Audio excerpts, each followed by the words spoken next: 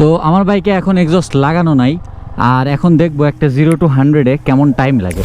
আর এরপরে 0 to 100 করবো হচ্ছে এক্সস্ট লাগানোর পরে, যাতে আপনারা বুঝতে পারেন যে এক্সস্ট লাগাইলে অ্যাক্সিলারেশনে কোনো তফাৎ আসে কিনা।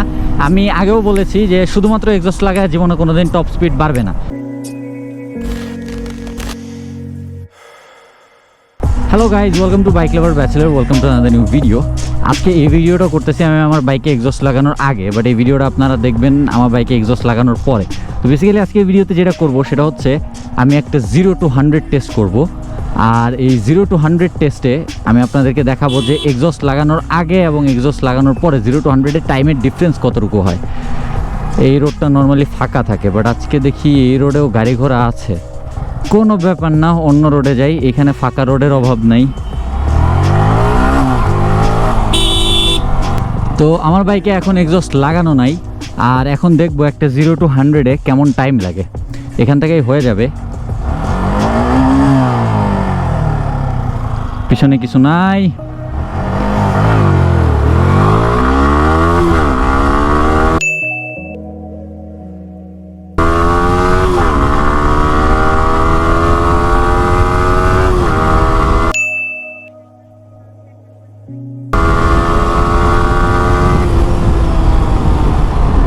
বাস হয়ে গেছে। আর আরেকটা দিব এই পাশ থেকে, মানে দুইটা 0 to 100।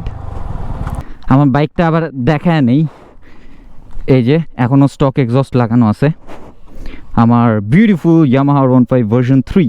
অবশ্য আগের থাকা বিউটি মনে হয় কিছুটা কমে গেছে।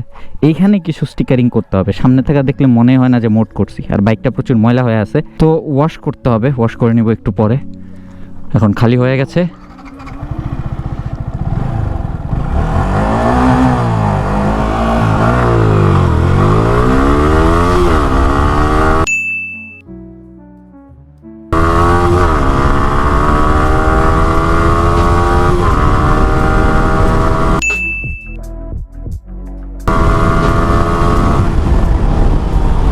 তো দুটো 0 to 100 করা হয়ে গেছে, আর এরপরে 0 to 100 করব হচ্ছে এক্সস্ট লাগানোর পরে, যাতে আপনারা বুঝতে পারেন যে এক্সস্ট লাগাইলে অ্যাক্সিলারেশনে কোনো তফাৎ আসে কিনা।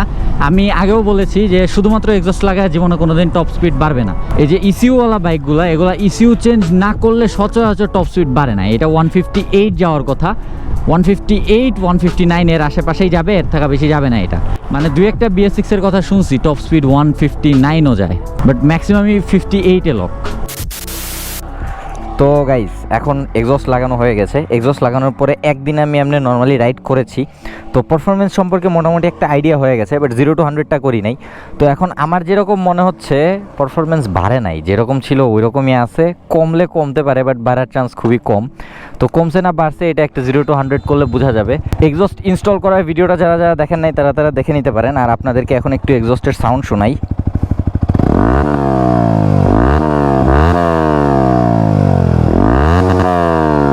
এটার বাইরের একটা ডিবি কিলার থাকে যেটা খোলা আছে, আর ভেতরে একটা হানিকম ডিবি কিলার লাগানো আছে।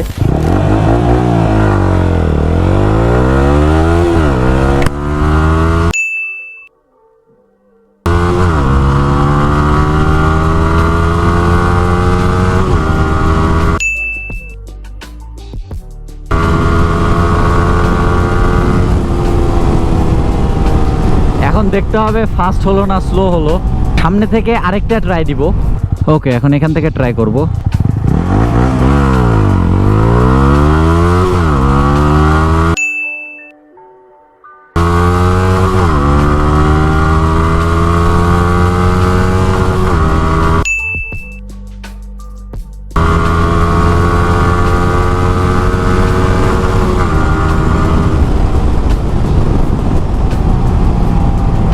এখান থেকে ফাইনাল একটা ট্রাই দিব।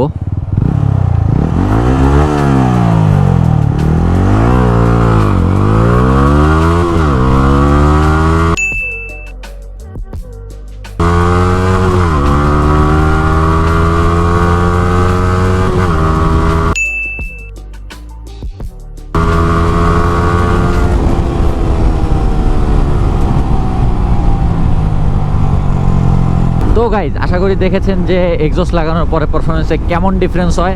আমার বাইকে এই এক্সস্ট লাগানোর পরে অ্যাক্সিলারেশনে কোনো ডিফারেন্সই হয় নাই, ওই যেই লাউ সেই কদুই আছে।